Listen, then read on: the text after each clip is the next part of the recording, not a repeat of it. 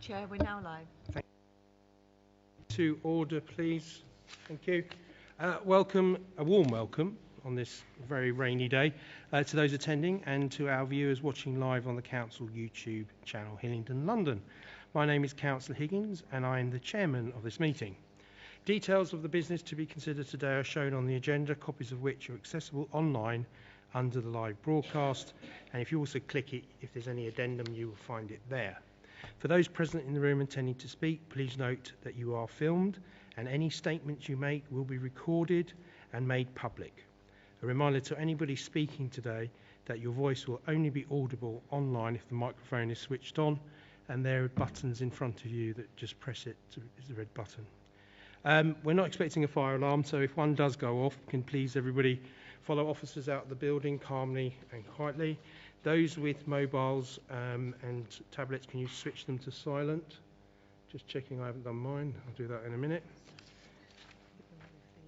Oh, that's all right, don't worry. Tablets. Obviously, officers and members of the committee will be using their laptops to look at their agendas. Now I will go to attendees. We're actually a little bit light this evening because this horrible flu is sort of annihilated half the council. So I'll let Liz do the apologies, but I'd like to welcome Councillor Roy Chandal, Councillor Gohill, Councillor Gerlich and Councillor Gill. No sensapori. He's another one down. Okay, fine. And my officers tonight, I usually say they're to my right, but they're in the room, and I'm just going to say all of them out loud. Ros Johnson, Head of Development Management and Building Control. Ed Loughton, Area Planning Service Manager. Ian Tyne, who's a Head of Environmental Specialist. Sorry? All right, fine. I will speak a little bit louder. Is that better? Okay, fine. Shall I start again? No, I won't. I'm teasing. So I've got Ian Tyne, my environmental specialist. Owen Concannon. Sally Robbins, welcome. You're a new officer. Welcome to the committee. Dr. Alan Tilley is the Transport and Planning Development Team Manager. Natalie Fairclough, Legal Advisor. And Liz Penny, Democratic Services. And you can already see she was scribbling on my piece of paper telling me I've done something wrong. So would you like to, I think we've got some apologies for absence. Is that correct? You get that? Thank you, Chair. Yes, apologies.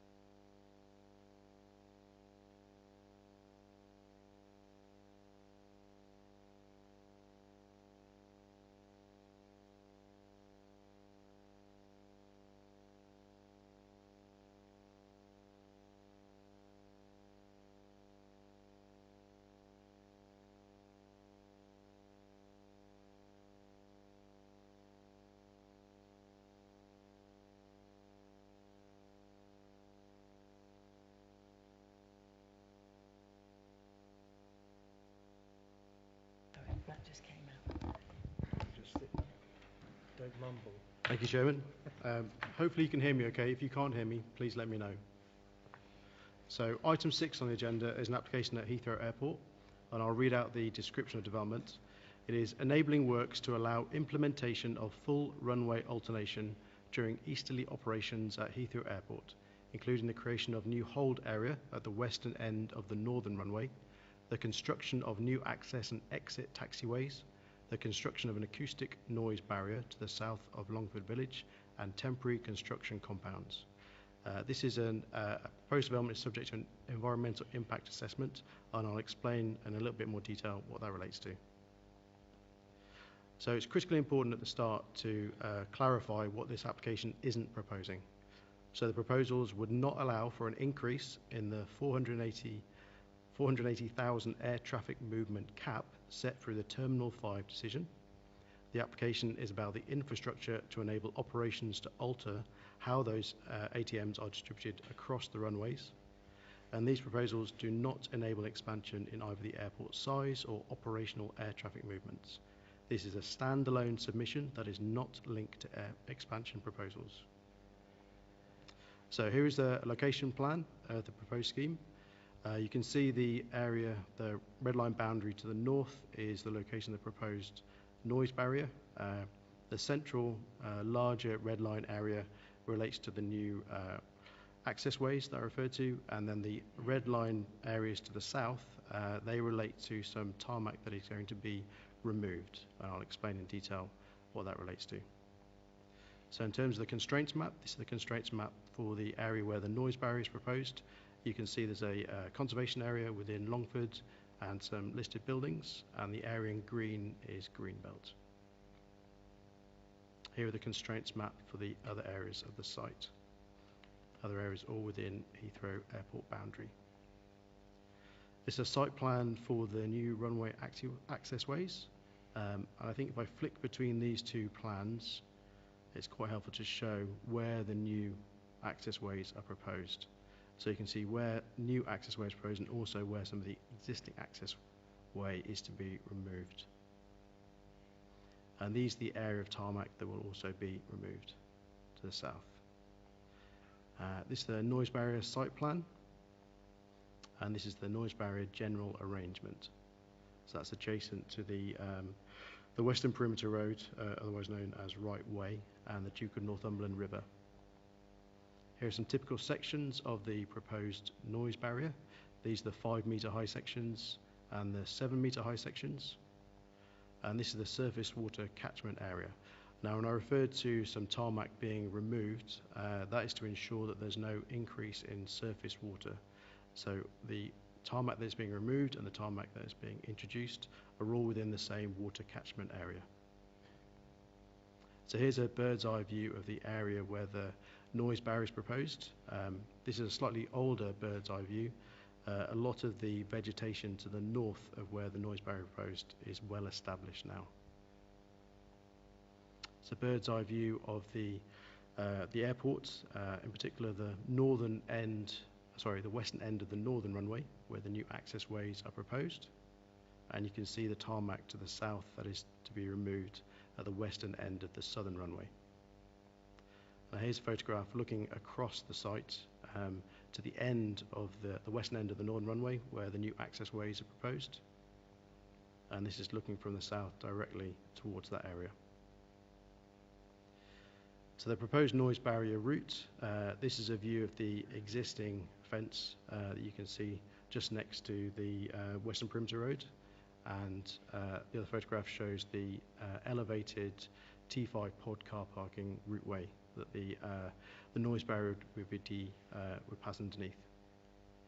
So here's the existing fence at the moment with the elevated pod route. This is the barrier or the existing fence that runs the line of the noise barrier route. It's taken from adjacent to the Duke of Northumberland River, looking towards the T5 pod car park. This is within that car park. Again, you can see the existing fence. So it's important to point out how Heathrow currently operates. So there are 2 Heathrow runways that allow for takeoffs and departures, meaning there are 4 arrival and departure points. Departures are generally into a headwind, and therefore wind direction is the key determinant for operations. The prevailing wind from the southwest means that westerly preference is the dominant operation, resulting in approximately 70-30 split. So that means that the wind generally comes from the southwest about 70% of the time, and about 30% of the time it comes from roughly the east. So the runway ends are named there. Now it's slightly confusing, but it's to do with the compass degrees that the runway is at, and you drop the last 0. So it seems confusing to me, but that's how they're named. So in terms of explaining what easterly alternation means, it's probably easiest to explain what westerly, how westerly operations work and the alternation that westerly operations have. So when the wind is blowing from the west or the southwest predominantly, what happens is that planes will land on the northern runway and they'll take off on the southern runway, and then at 3 p.m. that swaps.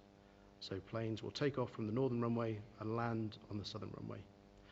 That's 1 week. The second week there is alternation, and essentially planes will take off on the northern runway in the morning, land on the southern runway, 3 p.m. it swaps. So again, that's alternation, and critically this allows for respites and predictable respite. So how westerly operations will function is produced online so that members of the surrounding areas, residents, will know when there is predictable respite. So current easterly operations, this is referring to the way the airport operates in the moment and the historic scenario. So in 1952, a senior government official gave an assurance to a residents' meeting in Cranford that aircraft would not take off over the village given its close proximity at the eastern end of the northern runway. And that's because at the time that was the most densely populated area surrounding Heathrow. Now clearly times have changed, as you can see from the image. There are other densely populated areas around Heathrow. So that operation was formally adopted and became known as the Cranford Agreement. So currently, under easterly operations, planes arrive on the northern runway and they depart on the southern runway, 2 clear respite zones, 3 p.m. nothing happens, the next week exactly the same. So there's no alternation at the moment. This is quite a useful plan because it shows how flights track during westerly operations at the moment. So red is arrivals and green is departures, and you can quite clearly see both runways in use. And then we move to easterly operations, and again you can see the tracking with red arrivals and green departures and how the noise is concentrated over those runway ends. So the policy position is that the Cranford Agreement has ended. So ending the Cranford Agreement would redistribute noise more fairly around the airport. The Secretary of State has therefore decided, in the interest of equity, to confirm the provisional view set out in the consultation document, and therefore the operating practice which implements the Cranford Agreement should end as soon as practically possible. So this was Jeff Hoon talking in 2009.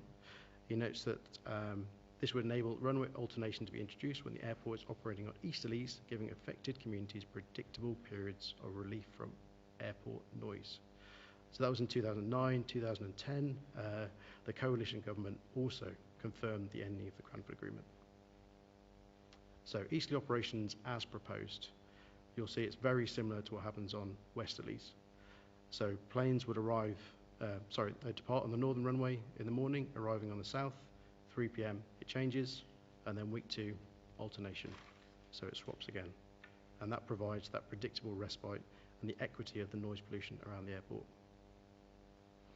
So this slide is quite useful in terms of giving you the numbers of the impact this would have on movements, and you can see from those numbers that it's proposing a more equitable share of those runway movements, bearing in mind that this relates to the 30%. So 70% westerlies, 30% easterlies.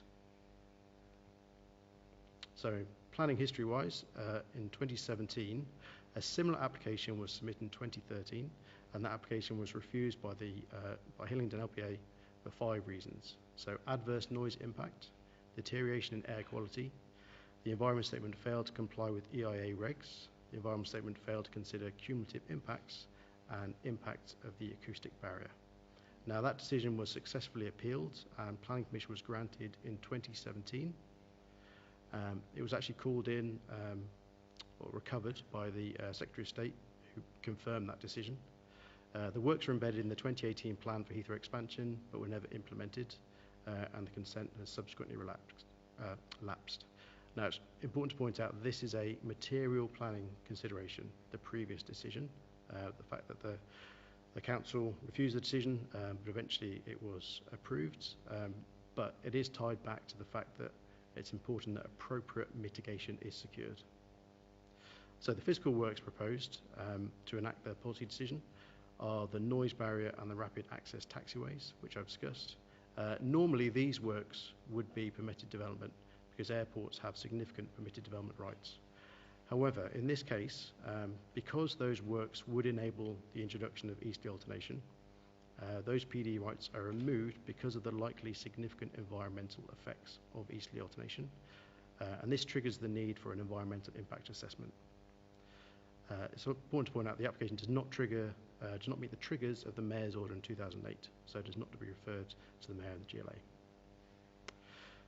You'll have seen from the slides that the impacts of the introduction of easterly alternation are beyond the local planning authority's area. So, as part of the determination of the application or the application process, we had an extended consultation process, and that meant that all potentially impacted boroughs were consulted. Within the local area, there were a total of 370 consultation letters sent out. Multiple site notices were displayed, particularly around Longford and Hounslow.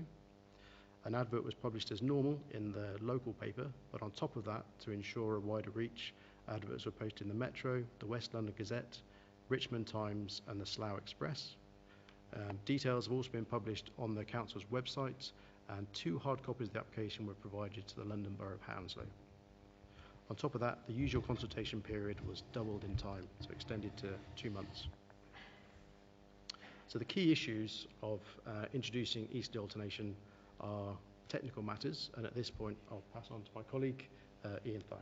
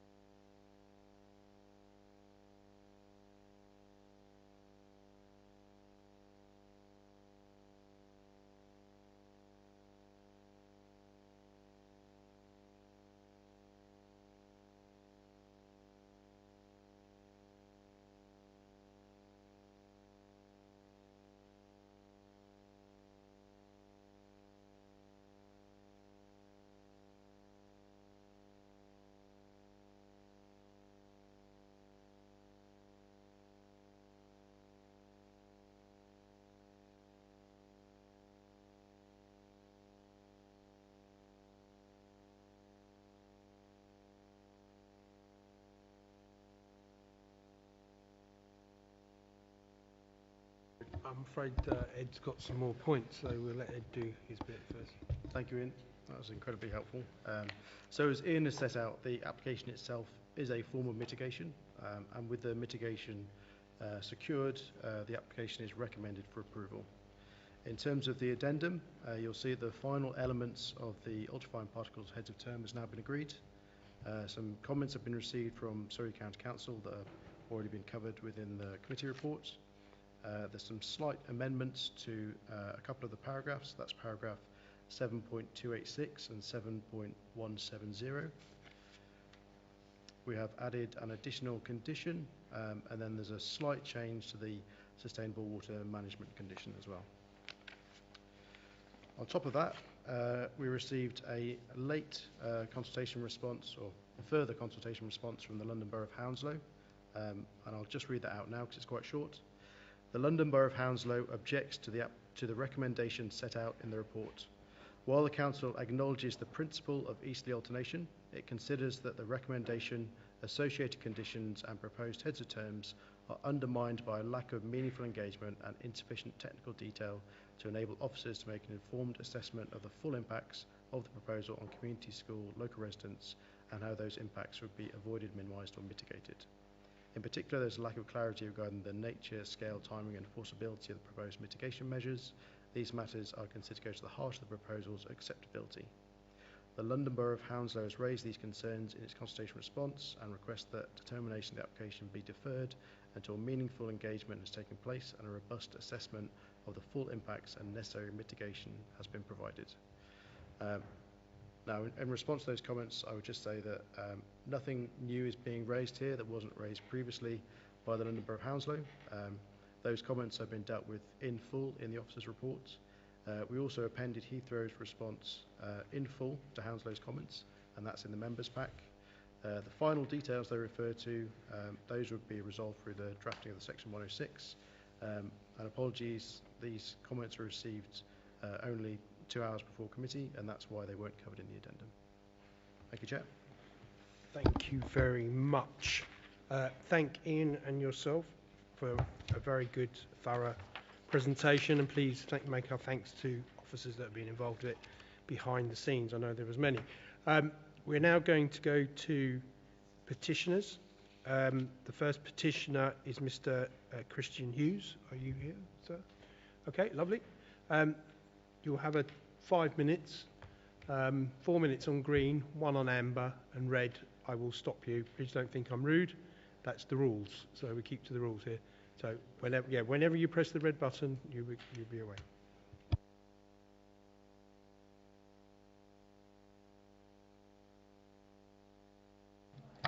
Thank you. Right. Chair, members of the committee, thank you for the opportunity to speak. I represent residents of Longford Village. My remarks follow the 5 slides already circulated to members. I don't know if we're able to show those. And I will keep strictly to the evidence before you. This is not a policy debate about Heathrow. This is a procedural and evidential issue about whether the application before you can lawfully be approved on the current evidence base. So looking at slide 1, why the recommendation is unsound. This sets out the core issue. The officer recommendation relies on an environmental statement that is incomplete with key impacts that are either unassessed or assessed using flawed methodologies. In particular, noise, vibration and ultrafine particle impacts are either missing or uncertain. Material considerations raised by residents have not been resolved. Mitigation is deferred, undefined and ineffective, and 09 left departures increase from around 100 a year to over 56,000 a year. Approving permanent operational change on that basis exposes the council to avoidable legal risk. Can I have slide 2, please? Failure to comply with the EIA regulations. This addresses the legal test under the EIA regulations 2017, specifically regulation 26. To lawfully grant permission, members must be able to reach a clear and reasoned conclusion on the likely significance of environmental effects. However, the environmental statement does not provide baseline UFP monitoring, baseline vibration monitoring, or adequate real-world measurement of 09 left departures. Instead, it relies on modelling acknowledged to be uncertain, updated assessments after permission, and monitoring regimes to inform future action. Where impacts are described as not yet determinable, it is difficult to see how a lawful Regulation 26 conclusion can be reached today. That's a procedural problem, not a matter of opinion. Slide 3, please. Noise and vibration assessment is flawed. Slide 3 explains why the planning balance itself is unreliable. The noise assessment relies on LAEQ averaging, which masks event-based disturbance. It treats a 3 dB increase as minor, despite it representing a doubling of acoustic energy. Is based on very limited real measurement of data on 09 left departures and contains no baseline vibration monitoring data, despite Longford's proximity to the runway threshold. The claim that 62,100 people will benefit relies entirely on this modelling. If the methodology is flawed, then both the claimed benefits and the assessed harms are unreliable, and the planning balance cannot safely be relied upon. Slide 4, please. Mitigation fails the legal tests. Slide 4 addresses the mitigation and the Section 106 agreement. Under the CIL Regulation 122, mitigation must be necessary, directly related, and fairly and reasonably related in scale and kind. The proposed mitigation fails these tests because it has not been fully defined at the decision stage, it's deferred until after permission, and is not proportionate to the impacts identified. Specifically, UFP impacts are addressed by monitoring only, which is not mitigation. Noise, insulation, and the barrier rely on flawed contours, which do not address low frequency or event-based noise. And vibration is assessed by a addressed by a £10,000 payment, which compensates, it does not mitigate. Monitoring and compensation cannot lawfully be relied upon to make unacceptable impacts acceptable. If we have slide 5, please.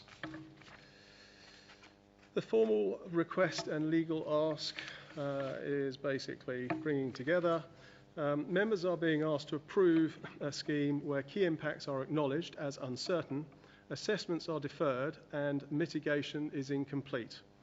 In those circumstances, granting permission would place members in a difficult position.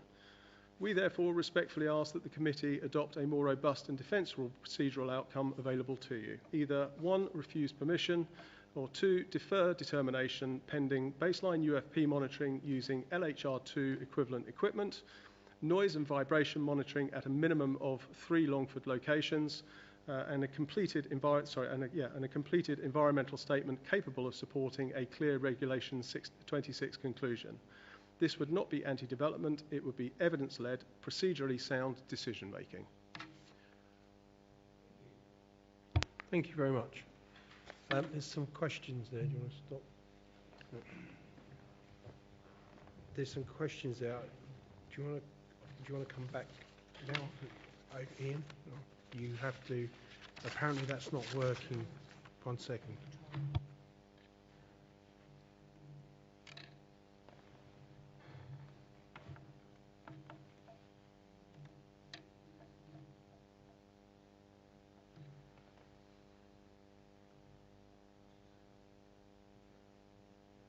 Okay, so what I'm going to do while we have this technical thing, I'm going to take the applicant and we'll knock this up afterwards if that's okay.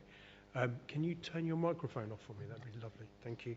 Okay, so the applicant and agent, Mr. John Rhodes, press the right button apparently. Whenever you're ready to speak, and leave the light on. There you go. Thank you. Chair, thank you very much. My name is John Rhodes. I'm a planning advisor for Heathrow. I'm joined by Callum Sharp, a noise advisor, and James Mackenzie from Heathrow, who manages the noise insulation programme. And they'd be happy, together with me, to answer questions if there are questions. I acknowledge the issues raised in the petition and the importance of the effects in relation to Longford. I want to come back to those, but just make a couple of other points first, if I may. So this is an application which involves no increase in flights and no increase in passenger numbers at Heathrow. But the necessary runway works and the noise barrier involve substantial costs to Heathrow. So this is an application which is made because it fulfills Heathrow's promise to communities to introduce easterly alternation following the government's decision to cancel the Cranford Agreement. Easterly alternation would end the grossly unfair position since the 1950s, when tens of thousands of households are subject to overflying without respite all day on easterly operations, which occur for approximately 30% of the year. As your officer's report advises, circumstances have changed. The government's aware of the unfairness and cancelled the Granford Agreement. We now need to implement that decision. Officers have also explained how consent was granted in 2017 but lapsed. Heathrow's confirmed to its communities, it's reaffirmed its commitment that it will implement eastern alternation as soon as practical, subject to the grant of planning consent. That commitment is set out in Heathrow's People and Planet strategy and its noise action plan. The funds have been agreed and, subject to planning permission being granted, should be in place by 2028. Heathrow have asked me to publicly thank officers for the constructive way in which they've engaged in the application. It's clearly not a straightforward application, and officers have fairly challenged us to make sure the application is comprehensive and the mitigation is appropriate. If I would just say, in relation to the environmental statement was fully scoped with officers of the Borough and has been reviewed by experts on behalf of Hillingdon, including legal experts. The report confirms that the effect of the application would bring fairness and equity to communities around Heathrow, so that all communities can benefit from respite from overflying for at least half of each day, whichever way the wind blows. 62,000 people would experience a real benefit in the quality of life, and it's not often that a planning decision can bring such benefit to so many people.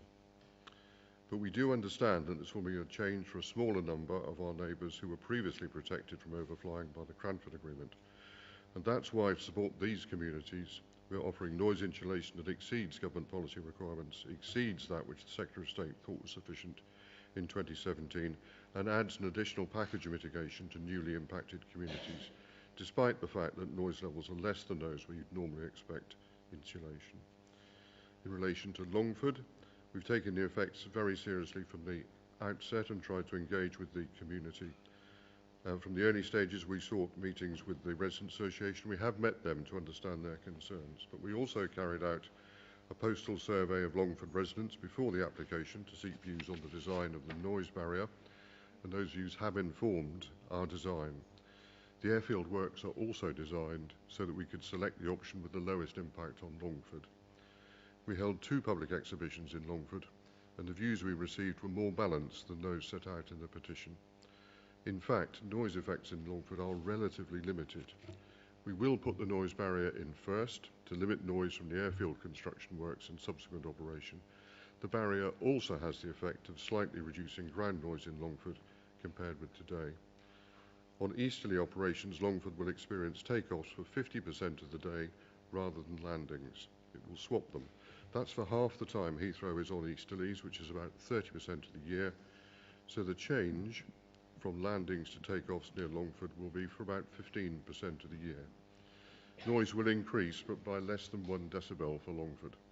Longford already qualifies for full noise insulation. 470 properties are eligible, 70% have already been insulated, and the rest are being prioritised. On air quality, there is no increase in flights, and so the assessed effects are described in the environmental statement as negligible. There's a very small change of about 0.1% in the ground emissions from taxiing at Heathrow, but that's largely contained within the airport. Nevertheless, as a gesture to Heathrow's relationship with its communities, we're committing to add a new UFP, or ultrafines monitor, in Longford. There are only 6 in the country, and to work with officers to prepare a fund for a Longford air quality plan. Excuse me, I have to stop you there. You've had your 5 minutes. Thank you. Can you turn your microphone on? Okay, I'm going to give the opportunity to officers to come back and some on the petitioner and the applicant. If you, Ian, would you like to? Is that not working now? That should be working. Try that. Yeah, give it a go. It's on. Go on. I believe it's on. Does that work? Yes. Perfect. Leave that on as well. Unusual. So I'll just come back to the Mr. Hughes first, if I may. So I think, firstly, if I just start with UFPs, because you have my sympathy, and there is a lot of sympathy from the officer side of things as to how we assess UFPs, because we all know that there is an impact there. But as I said in my presentation, at this moment in time, we don't yet have that framework in which to be able to consider them in the way that we probably would rather do, because that policy backing isn't there for a local planning authority. It's not yet caught pace. So in that regard, we have secured the proposals through the heads of terms, through the mitigation, which does require compliance and action. So it's not just monitoring, there is an action link there as well to prevailing requirements in UK standards, and it will be part of the action plan work that we'll have with Heathrow Airport Limited. I think just coming back to the Regulation 26 point, it's a subjective matter as to whether or not an EIA meets the regulations, and it's of the officer's opinion that this one satisfies the regulations as set out. It does consider vibration, it does consider noise, and it does consider noise in terms of LAAQ. So I know that was one of your points, Mr. Hughes, but importantly, that is how we assess noise for aviation, and that is how we base our planning decisions. So if you go back to the survey of noise attitudes that we put up, all that was the evidence base that underpins it, all sits against LAAQ, so that average metric that we use. And it's what was used at Gatwick, it's what we used at Luton. But also, it's important to note that the environmental statement considers or contains a whole host of other assessment methodology techniques. So within the round, within that environmental assessment, there is enough information there for us to be able to assess the noise impacts of the scheme. So in that regard, Chair, we consider it to be appropriate and policy compliant. In terms of the mitigation, I think it's important to say that we have challenged Heathrow Airport Limited, and there is a package of mitigation that is that we deem as adequate. And coming back specifically to vibration, there is a monitoring process that goes in play. We don't actually know how you can. The vibration impacts on properties is bespoke to those properties, so it depends on how those properties are made up, structural foundations, all the rest of it. So it's not entirely easy at this stage to understand the full implications of the vibration on those properties. So there is a requirement through the heads of terms to monitor and then mitigate where those impacts are discovered. So I think, again, that is a fair and reasonable approach on this application. Just turning back to the LHR2 monitor, so the monitor that is airside on Heathrow's airport apron. So if we were to in terms of ultrafines, if we were to delay and defer until we had proper monitoring in place, it would take some time. You don't monitor over the course of a month. To get a trend, you would need controls to work out exactly the implications of the aircraft, and then we would obviously have to turn to evidence, which we don't yet currently have, about particle counts and various things like that. So the current monitor on the apron doesn't actually monitor UFPs in the way that we would want them to, so that's something that we've got to go back to Heathrow Airport Limited and DEFRA to ensure that we get that monitoring in a correct manner. So for avoidance of doubt, that monitors concentrations of UFPs. It doesn't monitor particle count, which is how we consider impacts of UFPs. So in that regard, in the round, I think, Chair, we have sufficient information in the environmental statement to have been able to make our recommendation. And importantly, there is still a lot of work to be done with Heathrow Airport Limited to make sure that this mitigation is targeted where it's needed and to ensure that the monitoring is robust. And all that is set out in the heads of terms. Thank you, Chair. Thank you. Obviously, we had a technical difficulty, so I'm going to a little bit wayward from what we normally do. Usually we'd have asked the petitioner if any councillors have any questions for the petitioner. If you have, can you please raise your hand? No. Does anybody have any questions for the applicant? Councillor Chandel. Thank you, Chair. Sorry, I didn't catch your name, but we're working off the same levels of noise, yet the compensation or mitigating costs differ from the other airports. Is there a reason for this when you're working off the same levels in terms of what is a high level of noise and a lower level of noise?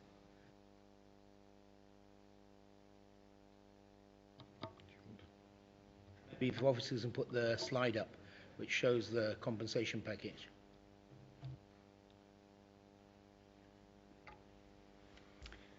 Callum Sharp for the applicant. Yeah. The differences really are to do with the differences in the project and what is being sought here. So it's important to note that the Luton and Gatwick expansions were substantial development consent order applications with a large number of increases in movements. And the mitigation is appropriate for that level of impact and the number of people impacted. We looked through the evidence provided by Luton and Gatwick, and there was no specific reasoning for the justification in terms of the amount of funding provided at those levels. But what we have looked at is, based on the evidence and the quieter neighbourhood support scheme at Heathrow at the moment, is that these amounts are sufficient and expected to meet the internal noise level criteria from British standards for appropriate internal living conditions. Thank you. Turn your microphone off, thank you. Okay. Any other? Well, basically, it's a different, because it's a different application, so there's no new air noise here, whereas in Gatwick and Luton, is that correct? There was a bigger, it was an expansion of the airport, not. Does that make it clear? Yeah. Yeah. So I think I don't necessarily entirely agree with the approach by the applicant. So from our perspective, the key element here is alternation and how that is delivered, and what was said at the last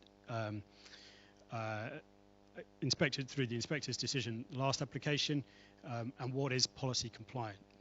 So although Gatwick and Luton may have gone above and beyond what Heathrow Airport Limited have done at those levels, I think the key is what happens at Seoul, significant observed adverse effect level, where the full costs are paid for. I know Heathrow Airport Limited have a cap on there of 34,000, but it is considered to be a full cost, and that is set out in the heads of terms to challenge that and make sure that if it does actually go over £34,000, that a resident does secure the full cost of noise insulation. And then at the lower levels, again, this is Cranford specific, so this is different to what is happening around the airport elsewhere. So this is specific to this application, and a vast improvement on what was secured at the last planning application.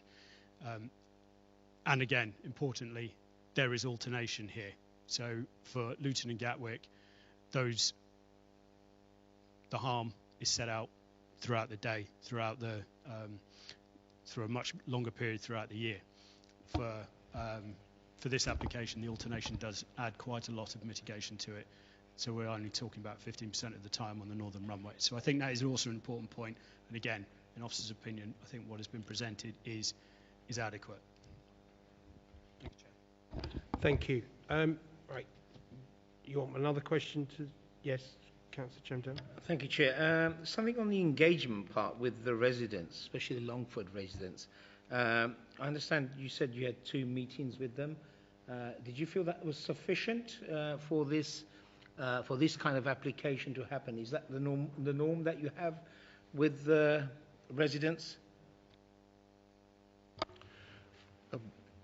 John Rhodes for the applicant. It obviously would have been helpful if more residents had attended, but we did our best. So we had 2, as well as the postal survey in Longford, we then had 2 exhibitions within Longford itself on 2 separate occasions. The second one was in response to a request from the Residents Association, which we were very happy to accommodate. But that was in addition to a lot of consultation through social media, through letter drops. We did a door-knocking exercise in Longford as well in order to encourage people to respond. And the attendance at the exhibitions was a healthy attendance, but it's a matter for residents whether they want to make themselves available for those consultations or not, or whether they felt they had sufficient information through the information that was provided both through social media on our website and on the council's website, which included a summary of the application, because we're aware that the application itself is very substantial. To make it more accessible, we produced a summary. So yes, we think it was a good quality of consultation. Thank you. I'm sorry, this is not a debate, and I can't take questions.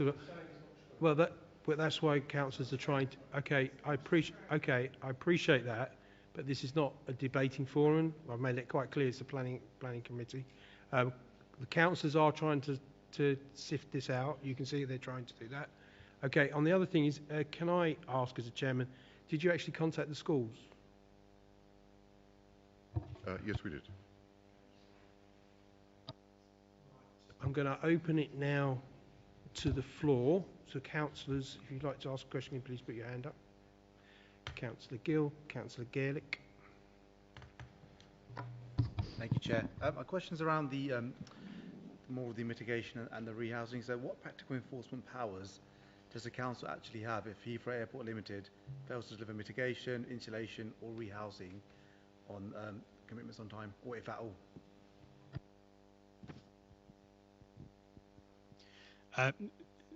Thank you, Councillor. I think it's a very good question, and so at the minute, the quieter neighbourhood scheme and the mitigation around the airport is not linked to a planning process, so that's set out through other legislative requirements. But what we're doing here is bringing it within the scope of the planning requirements. So by being in the Section 106, the requirements and the noise mitigation, the triggers for monitoring, and all the rest of it that follows, then becomes enforceable through the planning framework. So it's the next stage of the Section 106. We put forward the heads of terms as a recommendation. The next stage is to detail the Section 106, which will ensure that we cover those points off. So exactly when we're informed of decisions, dispute resolutions, how complaints can be raised, how the local authority is going to be engaged in this process. It's really important to understand that this is different from the current noise package. This puts the mitigation with the local planning authority, and it becomes therefore enforceable through the normal planning enforcement regulations. Thank you. Is that okay, Councillor Gill? Councillor Gaelic, you want to ask a question? Thank you, Chair. If I'm not mistaken, there was Appendix 1, which was report on vibration, and within this report, which has been published in 2011, the report lists instruments that were used in that measuring exercise.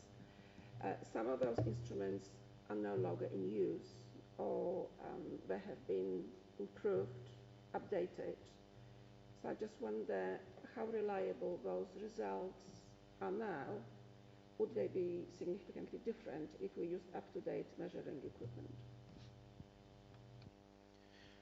Thank you, Councillor.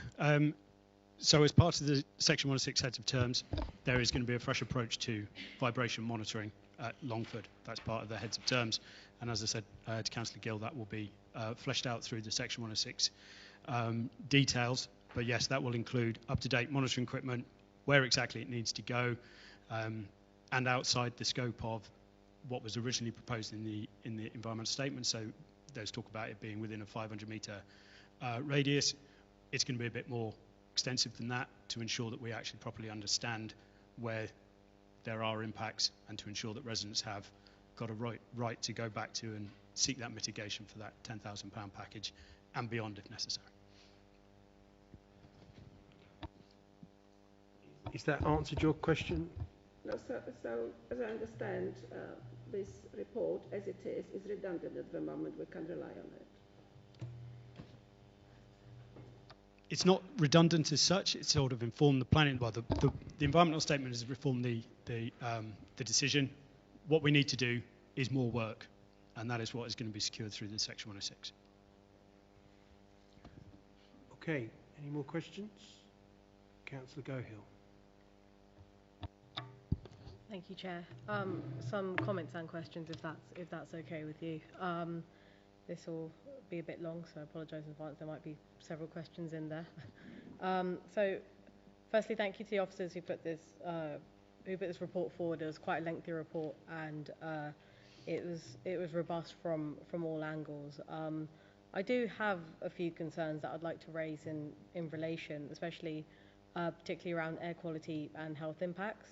So firstly, I was reading the Hillingdon local plan, especially Part 1, Policy Part 1 EM8, is quite clear in saying that the council should seek that that development does not give rise to unacceptable levels of pollution, particularly in relation to air quality and noise, and that the appropriate mitigation is provided where necessary. I understand this covered in the report already. Similarly, the Local Plan Part 2 policy DMEI 14 requires the decision maker, i.e. the planning committee, to be satisfied that development would not result in unacceptable impacts on air quality, and where the air quality is already poor, emissions are minimised and appropriately mitigated. So in the context of this, Ian, you acknowledged that the ultrafine particles are an emerging and increasingly recognised health concern, and that this has been treated as a material consideration, particularly for communities such as Longford, who we've heard from this evening. My concern is that the mitigation being proposed heavily relies on post-consent monitoring, future action plans and periodic review, rather than clearly demonstrating at the point of determination, i.e. now, that the development itself will not give rise to unacceptable impacts. This is further reinforced by the London Plan, which also signifies this sort of preventative approach. So the London Plan's policy SL1 says that development proposals shouldn't lead to any further deterioration of existing poor air quality, and where exposure already exists, it should reduce exposure and improve air quality. And similarly, the London Plan D14 policy requires for developments to be designed so as to avoid significant adverse impacts on health and quality of life, including those arising from noise and air pollution. So what I'm not yet satisfied on from this application is whether the plan that primarily measures impacts after the infrastructure is already in place and then considers future responses can genuinely be said to meet this preventative policy test. My concern is then heightened by the acknowledged uncertainty around the UFPs and the absence of a clear sort of outcome-based mitigation. And I understand that we don't have the data yet, but we are also having to make this decision without said data. So I guess my question to officers are whether they are satisfied that the reliance on monitoring and future action plans, rather than a sort of defined and enforceable outcome set plan from the outset, is sufficient, and also if officers could also comment on what realistic recourse the council would have if the UFP monitoring demonstrates a worsening exposure or health impacts over time, and also finally whether officers consider there to be any policy risk in improving the physical works in advance of any sort of national standards that are going to be set. Thank you. That was quite a few questions. I'm happy to repeat any if you'd like. Well, let's see how we go, councillors. I think I've got it all, but it was well articulated, well set out, and I was making some notes. So I think the first thing to do in terms of the policy is to differentiate between what we consider to be air pollution in the London Plan and our own local plan. So that was all set around PM 2.5, PM 2.10, NO2, NOx, those things. So we have a very clear understanding of what we mean by pollution in terms of those pollutants. So in terms of the application, we've seen the environmental statement. You saw the map showing benefits and disbenefits, and we've got an action plan, which is not uncommon in terms of planning applications, so where we normally skew damage costs, for example. But this one is slightly more robust because it actually requires an action plan, and then that gets implemented at Longford specifically. So that, in officers' opinion, deals with the normal air pollutants, if you like, and is fairly standard approach to how we do planning applications, and we think that that is sufficient to offset and mitigate the harm. The ultrafines is different, and although it is an air pollutant, at this moment in time, it's not possible to say what we mean by pollution, and that is the challenge that we have. So we know that ultrafines are likely to be a problem for human health, but we don't know at what levels. There is no guidance that states that. So the World Health Organization has set some standards around particle counts that we don't even monitor yet. We're not even sure, there's not even scientific agreement as to whether or not, at what level, those particle counts become harmful.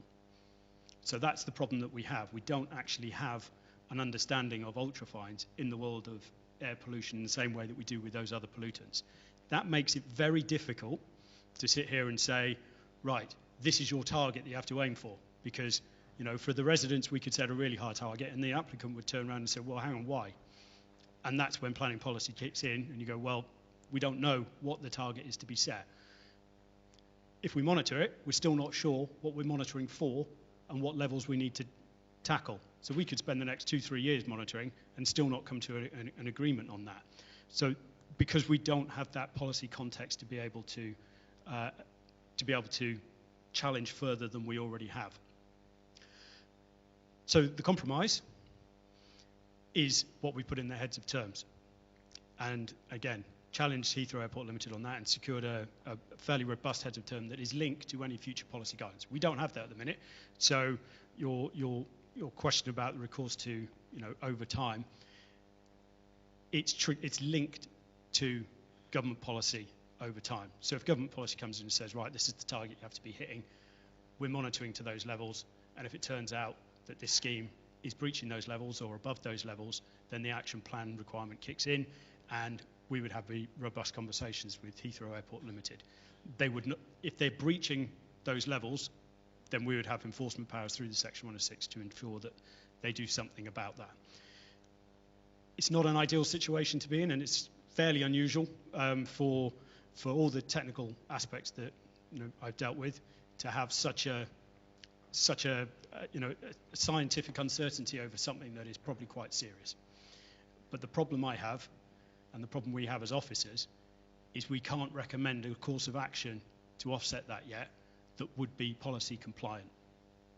So as a consequence, we've come up with a heads of terms that we think satisfies the current approach, which, to be fair, is probably over and above what is required. So at this moment in time, the applicant might say there was no requirement to actually look at ultrafines. We would disagree with that, hence the heads of terms. So I think that's hopefully that's answered all your questions. If I've missed any out there, Councillor, please let me know. If I could just add quickly, officers do feel that we've pushed Heathrow very hard on this matter, and linking it to the future legislation.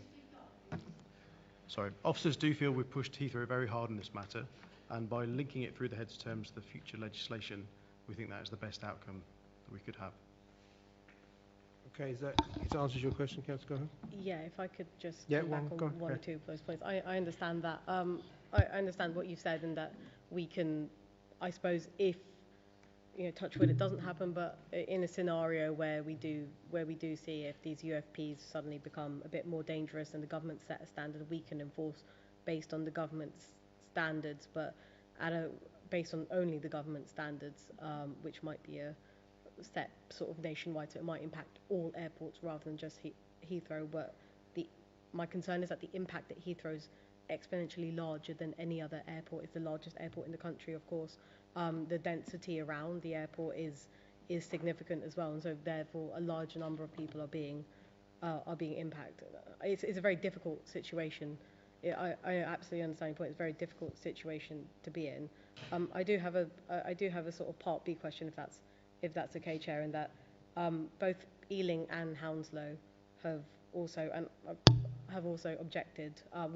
Hounslow's asked for a deferral in their very late letter, which is quite surprising, given that you set out in the report that you'd given them 2 hard copies well in advance. So, and Ealing's also had similar objections as well. So I was just wondering how much work has been done with our sort of neighbouring boroughs before coming to the officer's conclusions that you've come to today. Yeah, so what I can tell you is that, as per my slide earlier, we consulted with all of the boroughs, and just to be clear, Hounslow did provide comments as part of the consultation process. Those are set out in full they're dealt with in full through my report. I also included the response that Heathrow provided to Hounslow. There has been some discussion with Hounslow in terms of, for example, the parks mitigation package and how that will be dealt with, but officers remained available to Hounslow to have further conversations as required. Okay. Councillor Chamdell, you want to ask a question? Thank you, Chair. Yeah, the officers have done a lot of negotiating, should I say, it appears, with Heathrow Airport Limited, whatever. This is extremely difficult one. I mean, the comments that are made, we asked him to make a decision on things that we can't measure because we don't know what the policy is.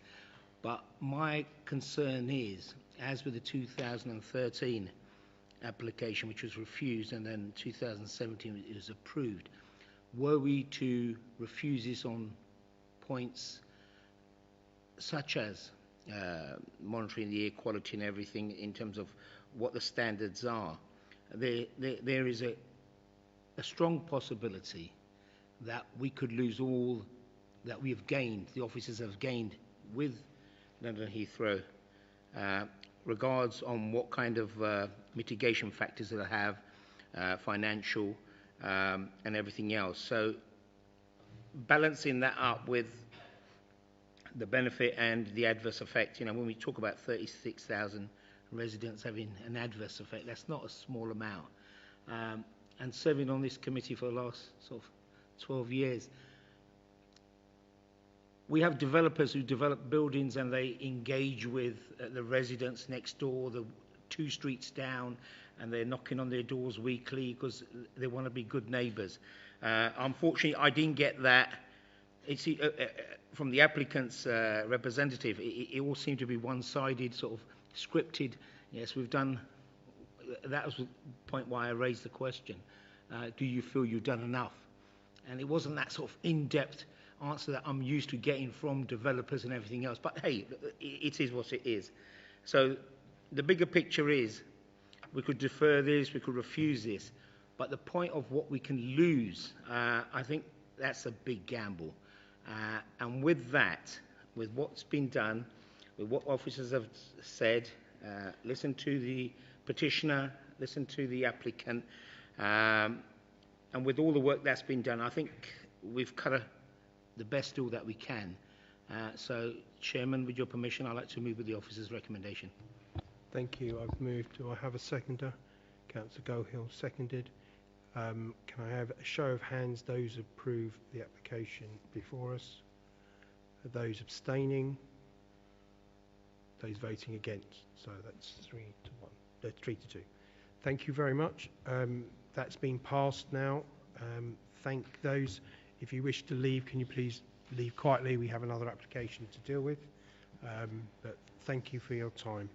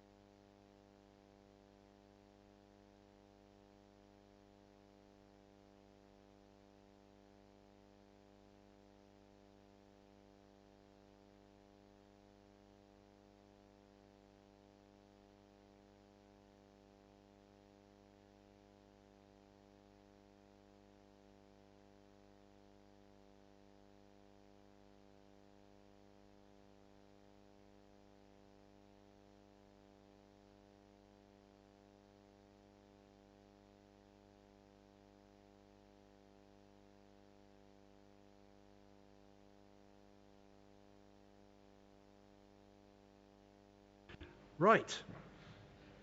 Just had a bit of a musical movement, and we've changed chairs, and unfortunately Ros has got to sit next to me now. So anyway, item 7 is 78 High Street, Northwent. Is it Sally? You going to do it? Well, there you go. Hope the clicker works. Thank you, Chair. So this is item 7. It's at 78 High Street in Northwood. Before I start, I just wanted to make members aware of some comments that were received after the report was published, but these are available in the addendum, so just a reminder there. So the application seeks full planning permission for the demolition of the rear workshop buildings and the construction of 3 additional C3 units to the rear, together with alterations to the existing building, including a 2-storey rear extension, internal reconfiguration of the first floor flat above the shop, and a rear dormer window. The retail unit at ground floor would be retained. So the application has been referred to committee due to a valid petition received in objection to the application. So the site sits on the eastern side of Northwood High Street within the town centre frontage. Access to the rear is via the existing side passage. So the key constraints are that the site is within the old Northwood area of special local character, a critical drainage area and an air quality focus area, with the site also in an area of potentially contaminative former land use. The PTAL level is 2.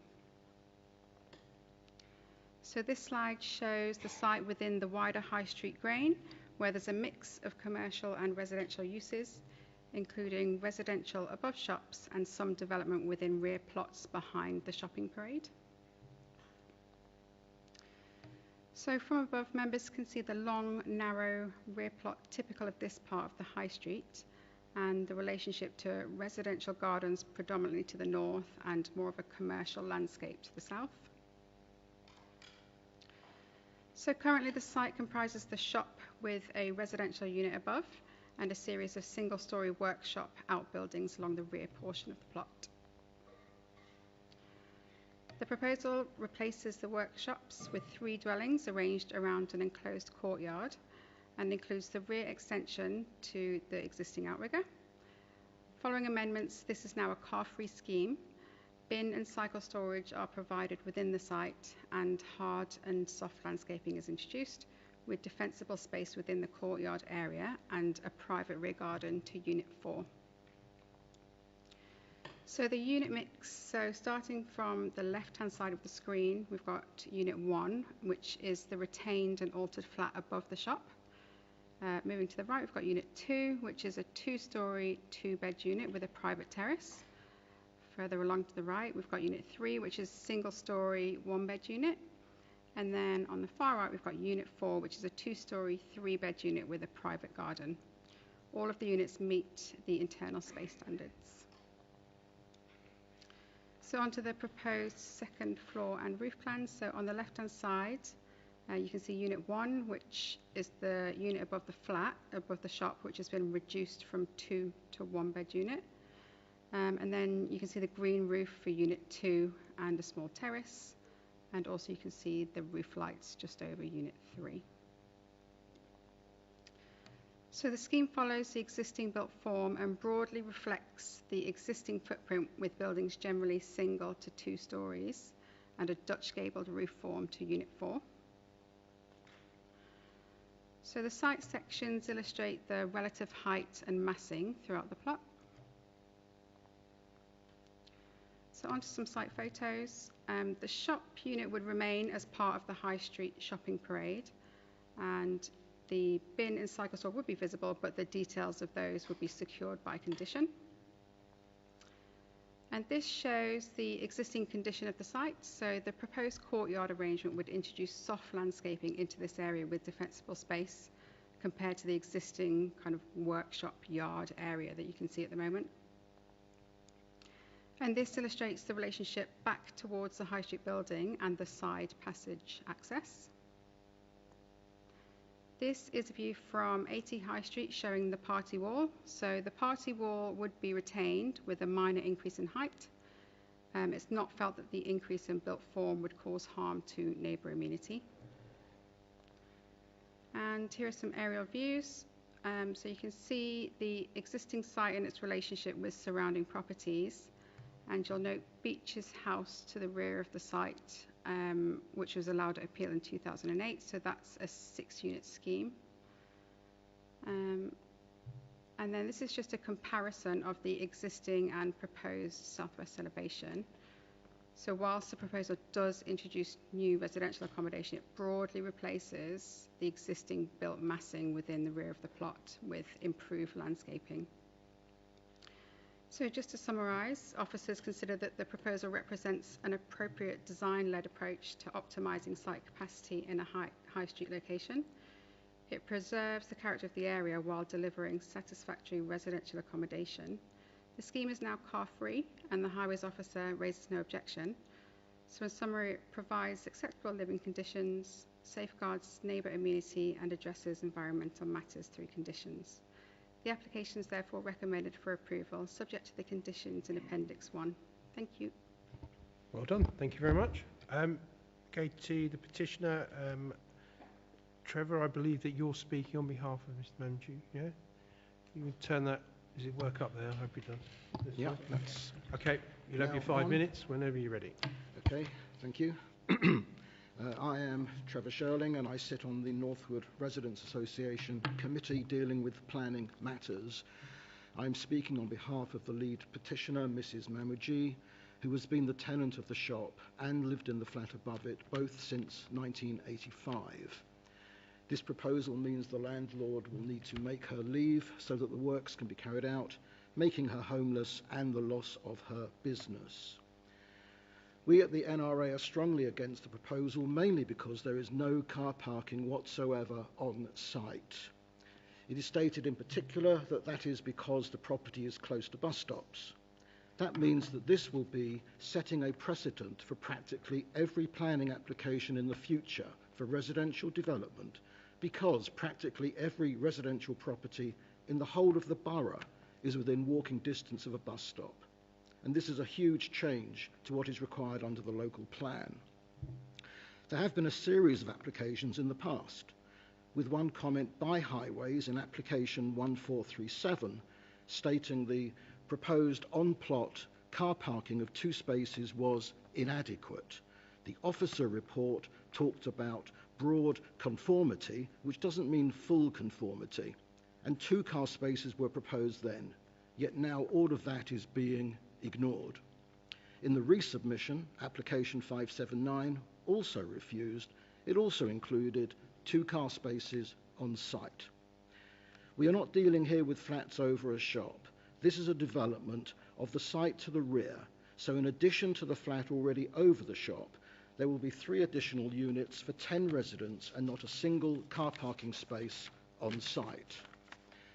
As it sets a precedent, that must cause concern right across the borough, because it will increase the likelihood of illegal parking where residents cannot park on site, nor can their visitors. After all, it is all very well saying that the occupiers are close to public transport, but what about their visitors? This application originally had the applicant stating that they owned the pavement in front of the shop. They were going to park 3 cars there, blocking the shop front. It took months for them to admit that they did not own that land, and I even sent in the land registry plan to prove that fact. Eventually they admitted they did not own the public pavement. Clearly, granting planning consent to block a shop front with cars unconnected to the retail business is unthinkable. Setting this precedent with no on-site car parking will adversely impact existing residents right across the borough, as it remains the case that with no on-site parking and on-site parking restrictions applying, who knows where the future residents and their visitors will park their cars. Whilst other issues apply, such as inadequate amenity space, meaning residents walking to a park, which in this case is quite some walk away, carrying chairs and toys across roads as they try to keep a safe hold of children, Also, the exclusion of parts of the population, given there is no lift to the above ground floor amenity space, and the retail unit will lose its storeroom, kitchen, and garage. Even with all of that, the overriding objection is still that there is no on-site car parking. I should also mention that I, on behalf of the NRA, made a further objection to the 4th November reconsultation, but that unfortunately is not referred to in the planning officer's report. I do have the reference for the receipt. It repeated my concerns, but I want to read out a small part of the objection. First, on-site car parking is a requirement under the local plan. Second, this property is too far from the station to say no on-site car parking is needed, and would set a precedent for all properties that distance from the station, or indeed every station throughout the borough. All applications would be able to exclude on-site car parking, as there is nothing that sets this property apart in terms of distance to the stations. Therefore, I think it needs a full written explanation about this application setting a precedent applicable to the whole borough, because that is what it would do. Granting this consent with no on-site car parking would affect so many residents so badly. Again, it would be impossible to say that there are special circumstances solely for this property. So we request that this application is refused. Thank you. Thank you. Okay, any questions for the petitioner? No? Okay, so we go to the applicant. Mr. Seabrook, are you here? Right. Hello, good evening. Can you hear me okay? Yes. Good evening. Members of the committee, good evening. I am Julian Seabrook, the agent for the applicant in this case. As the officer report highlights, the proposal at the site before you tonight not only make very effective use of a brownfield previously developed site to provide desperately needed new modern housing stock for the area, as directed by central government, but does so in this very sustainable location and to greatly improve the character of the site and the immediate area.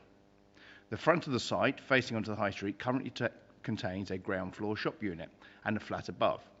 The rear of the site contains a series of dilapidated ancillary storage and former workshop buildings. The proposals for the site provide for extending the frontage building rearwards at ground and first floor levels to provide 2 further new residential units, one bed and a 2-bedroom. The proposals also include a new WC and storage areas for the exclusive use within the existing shop unit. The dilapidated buildings to the rear of the site are to be demolished entirely, and a new 3-bedroom family home over ground floor and loft level built with its own private garden area beyond. The frontages of the development are contained within a now attractively landscaped pedestrian courtyard area, providing great outlook and a suitable defensible space to each of the new units. The required bin and cycle storage areas are located at the foremost position in the site to the high street too. There are no technical objections from statutory consultees, including highways, and all new residential units fully comply with the requisite standards for space and daylight and sunlight. We have worked very closely and proactively with officers through both an earlier pre-app submission and this formal plan application stage to arrive at the successfully resolved proposals before you tonight. And lastly, as members will understand, land ownership is not a relevant matter for planning decisions. We therefore commend this application for your consideration and we hope approval. Thank you. Thank you very much. There's some questions there. Would officers like to come back on some of those? Perhaps I'll start, and then Sally and Owen, if you'd like to add anything, please feel free to do so. The main point that I wanted to pick up on, which I think was the petitioner's key concern, was around the lack of the parking. So what I wanted to point out is quite an important point. So there was reference to conflict with the local plan, essentially. And what we do need to be aware of is that the London plan sort of followed on post the Hillingdon local plan. So that has to take precedence with regards to parking standards. Now, Alan may want to jump in as well, but essentially the London plan sets maximum standards. So it's a lot more sort of lenient in terms of not requiring such a high level of parking as would previously have been required for the local plan. And I think I have the policy here, which is particularly important. So policy T6 of the London plan relates to car parking, and part B actually says that car-free development should be the starting point for all development proposals in places that are or are planned to be well connected by public transport. So that's an important sort of policy position in respect of the parking matter. So I think I wanted to make that point because it's office's view that there wouldn't be sustainable grounds to refuse the application on the basis of the lack of parking. We've seen that it's in a sustainable location. It is accessible to sustainable travel means, and there are facilities in the region. I think that was the key point that I wanted to pick up on. Sally and Owen, did you have any points you wanted to add? I think I would just reiterate what you've said. And just in terms of the potential for parking overspill in the vicinity, there really is limited opportunity for on-street parking. So on the eastern side of the high street, so where the application site is, there are a lot of restrictions in terms of parking bays and waiting restrictions. On the west side, there are so many dropped curbs along the west side serving the residential properties that there is literally nowhere to park on that side. There are also controlled parking zones a bit further afield, but as the site isn't within the controlled parking zone, residents would not be able to apply for a permit. So there really isn't anywhere that overspill parking could go in the immediate vicinity. Thank you, Sally. Dr. Tilley, would you like to come in? Thank you very much, Chairman. To put things into context, the London plan would allow the development a maximum of 2.5 car parking spaces. So on that basis, you would anticipate 2.5 cars could be displaced on street. That's if they owned a car. And as Sally has pointed out, and Ros, the area is surrounded by parking controls. So it suits itself to somebody who wants to live a car-free lifestyle. Across the road, you've got a bus stop served by 2 services, providing access to East Coast, Yeading, Northolt, Greenford. Quite simply, if you have a lifestyle where you're dependent on the car for your everyday travel needs, this isn't the sort of place where you'd want to live. But if you want to have a car-free lifestyle, live here. If you do still own a car, well, the surrounding roads are covered by parking restrictions. Thank you, Chairman. Thank you very much. Thank you. Okay. Right. So I've covered that off. Now it's up to committee if they wish to ask questions. Councillor Chandel. Sorry, Chair, I was going to ask... sorry, go ahead. The applicant, yeah. Applicant, yeah. The talk about parking, on your previous application you had parking there, and now you don't. Could you sort of like explain that, how you've gone... I understand the building blocks that you use. I call them Lego sets, because developers and architects, how much can we put on? Maximum we can put on. Let's put another block here, another block there. And going off, also added to that, Chair, I wasn't quite sure what the PTEL value was. I think it was PTEL 2, which suggests strongly that you need your car. So just on the first part, thank you, sir. Thank you, Councillor. Yes, 2 parts to your question. First one is the red line. Just because the red line runs around an area of a site outside the site doesn't mean say it's not applicable for planning application. You can have a red line for your site wherever you wish. But secondly, as part of that first application, that land, we were advised by Highways that land is actually owned by Hillingdon Council, and no parking whatever is permitted there. And you would have seen on the photographs, and I've seen it in person, various illegal parking has occurred in front of the shop unit and the adjacent premises. So Hillingdon Council control that land, and it is not permissible to park on that land at all. Thank you. Councillor Chandel, does that answer your question? Thank you, Chair. Just with, can I go to the officers now? Yeah, So we'll said that's the questions ended. Now I'll open it to the floor. Councillor Candell. Sorry, thank you, Chair. One is that P-TAL 2. If it's 2, we tend to suggest you need a car. 2 bus stops doesn't fit the mark. The other one is officers showed the overviewed photograph.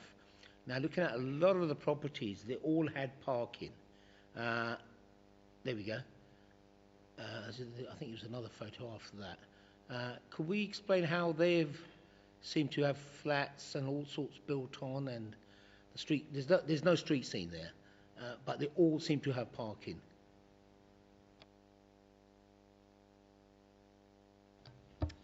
So in terms of the PTAL, it is in PTAL 2, but it is within a town centre kind of high street location within that accessibility zone. So in these types of areas, there would be generally a lot of residential units, for example, above retail and commercial units at ground floor level.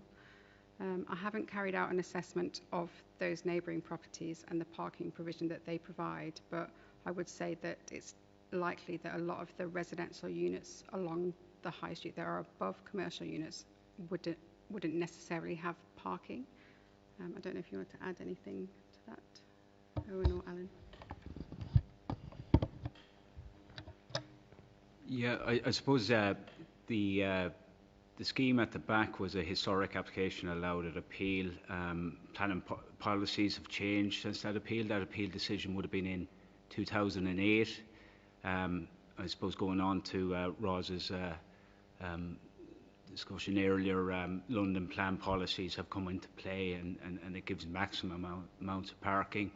We're comfortable enough with the positioning of the property in the town centre and the transport routes. It is, I believe, a 7-minute walk to a school as well, which, you know, a 3-bed house at the back, potential car-free development, we're comfortable on that.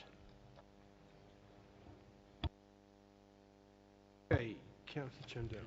Yeah, of course you can come back. Thank you, Chair. No, I'm not satisfied with that. The reason why we have a PTAL value is the reason why we have a PTAL value. Otherwise, it's pointless having it. I understand you saying it's an area where we have a couple of bus stops and we have a train station, but we have a PTAL value, and it says 2, so that suggests that you need a car. And the photos that we have there, you've got parking down at the bottom for that big building, red roof building. It looks like allocated parking.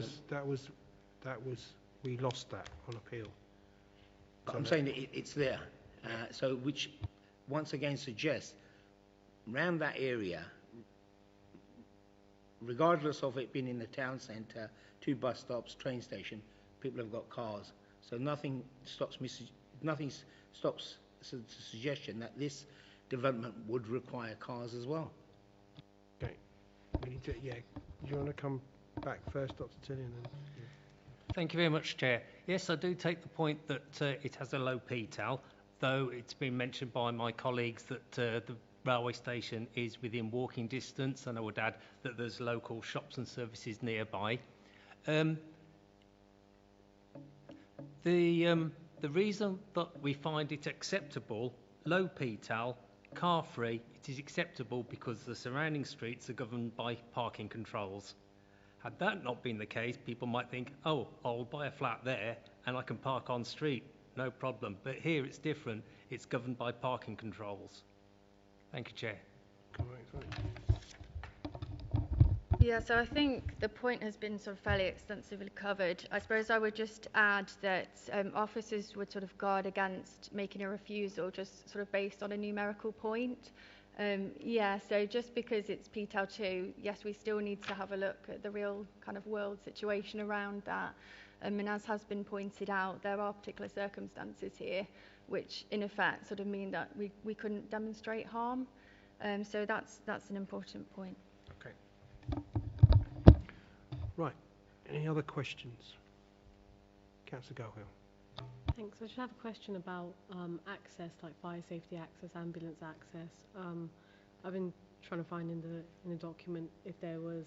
I'm particularly thinking about the dwelling that's right at the sort of end, and it's all well and good having that, but if there's difficulty getting to and fro, it could be quite a dangerous situation we find ourselves in. Could officers perhaps comment on that, please? It's in the report under 7.8, but the officers just fill it out a bit. That's fine. Mr. Chairman, I might. Sorry. So in terms of fire safety, fire trucks, fire engines have a maximum hose length of 45 metres. That has to reach all parts of the building. So in this instance, the fire truck would be able to park on the highway and the hose would extend to all parts of the building. And then in terms of other emergency services, so if you're thinking of ambulance and things like that, similarly, they would be able to park on the highway and just access the properties by foot. Okay, any other questions? No? Okay, so I need someone to make a decision. Who's going to make a decision? Councillor Chandel. On the point that, obviously what Rossi said, I do understand that. I would personally, say it needs to go back, revamp it, put some parking in there, put a turntable in there, but knowing that if it did go to appeal, we'd lose half the stuff that we have in terms of conditions or controls. Or actually, could we have a condition that if you only got any relations coming around, they can't have a car, they have to use the public transport? I mean, that'd be good. No, we don't. I get it. So look, our hands are tied. If it did go, I understand. If it did go to appeal, then I'm pretty sure we don't need a site visit. I know the area well, so I'll go with the officer's recommendation. Chair. Thank you very much. On proposed, can I have a seconder? Councillor Gill. Thank you very much. On proposed and seconded. Those in favour of the application, please raise your hands. That's unanimous. Thank you very much. Thank you, everybody, for coming. I wish you a happy Christmas and happy New Year, and we'll see you in the new year. So, God bless everybody.